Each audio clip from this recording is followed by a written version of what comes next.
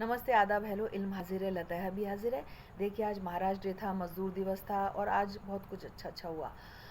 अच्छा मेरे साथ क्या हुआ इसके बारे में जानने की आपको क्या उत्सुकता हो सकती है और क्या दिलचस्पी हो सकती है? सही बात है ना? मैं आपको कोई शेर सुनाऊँ तो समझ में आता है, कुछ पढ़ाऊँ तो समझ में आता है या कोई इम्पोर्टेंट आपको जानकारी दूँ तो समझ में आता है। तो जनाब मैं इम्पोर्टेंट जानकारी दे रही हूँ और वो ये है कि देखिए आज सिंटा के इलेक्शन थे। अब आप सोचेंगे सिंटा क्या है?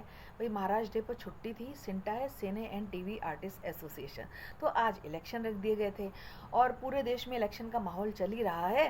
तो हमारे आर्टिस्ट एसोसिएशन के भी इलेक्शन हो गए, उसमें ऐसी कौन सी बड़ी बात हो गई।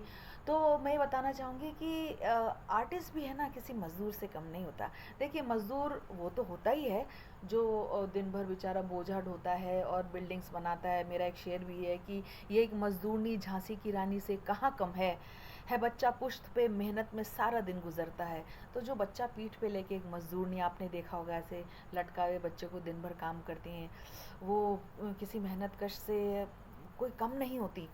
लेकिन एक आर्टिस्ट भी जो है जो यहाँ मुंबई में आता है स्ट्रगल करने के लिए, वो भी मेहनत कश या मज़दूर से कम नहीं होता। आप सोचिए अपना घर बार छोड़कर यहाँ पर आर्टिस्ट आते हैं, कैसे 5-6 लोग एक साथ मिलकर रहते हैं। शुरू शुरू में ख़र्चा चलाने के लिए पैसा नहीं होता, किस तरह से सर्वाइव करते हैं, काम तलाशते हैं और भूखे प्यासे रहते हैं कई कई दिनों तक, पैदल चलते हैं कई कई दिनों तक और उसके बाद नेम और फेम मिलती है, तब जाके दौलत मिलती है।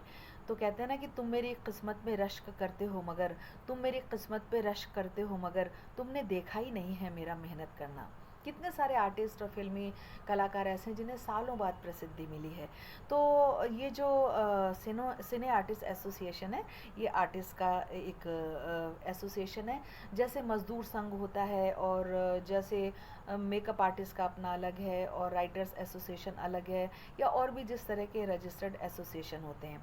तो मैंने सोचा था कि जब मैं एक्टर्स की क्लासेस लूँगी तब बताऊँगी, लेकिन अब बात निकल गई तो मैंने सोचा बता ही दूँ क्योंकि मैं भी आज इलेक्शन में वोट डाल के आई हूँ।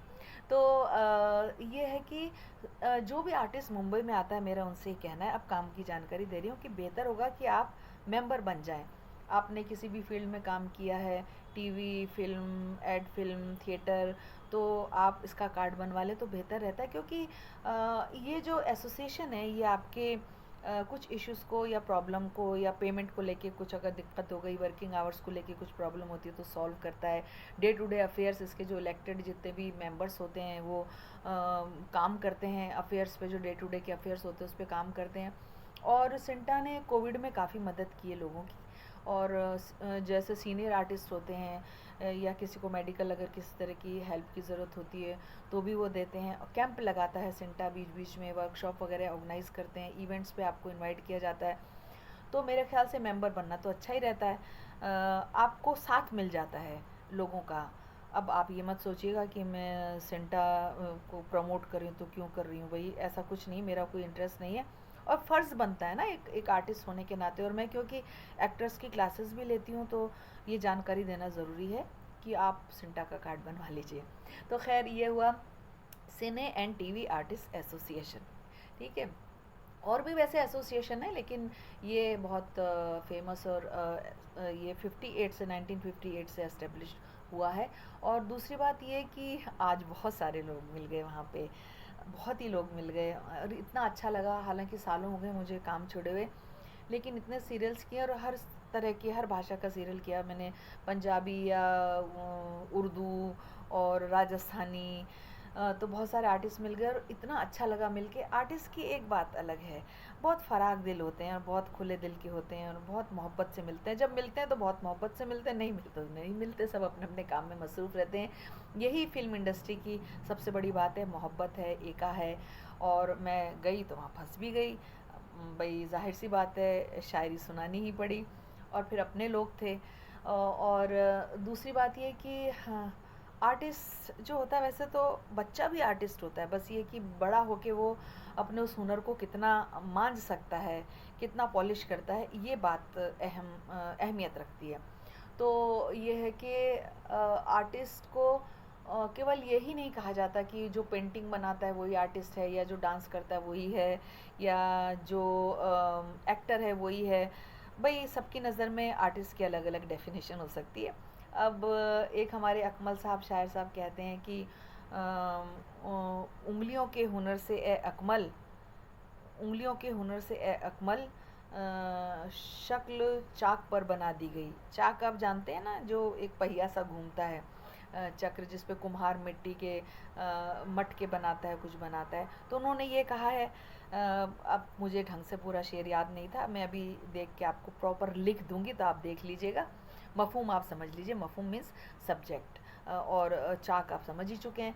और मेरा एक शेर है, क्योंकि शायर तो बहुत दूर की सोचता है, उसके लिए आर्ट का मतलब इतना सा नहीं होता, उसके लिए तो आर्ट का मतलब पता नहीं कहाँ तक होता है।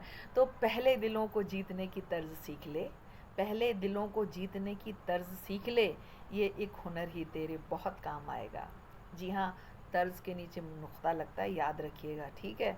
और दूसरी बात ये कि आज मुझे एक बहुत ही प्यारे से इंसान मिल गए, गोपी भल्ला। आपने एफआईआर में देखा होगा ना, जो बहुत इंटरेस्टिंग इंग्लिश बोलते हैं, मेरा नाम है ये इज़दी, और वो वहाँ पे गया इज़दी जो लगाते हैं। और उनके साथ अमानत में काम किया था, अमानत में मैंने बड़ी बुआ का रोल किया था। तो गोपी जी भी उसमें थे और उस वक्त भी बहुत हंसाते थे, आज मिले आज भी बहुत हंसाया उन्होंने। तो लीजिए, आपकी मुलाकात करवाती हूँ उनसे, और इजाज़त।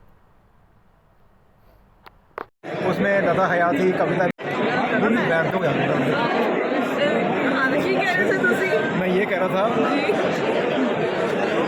नदी में होती है मच्छी इज़्दा, लता जी हैं बहुत अच्छी इज़्दा, कैरी ऑन। Thank you. मैंने बोलना भी आया। बहुत हमने एक अमानत सीरियल आता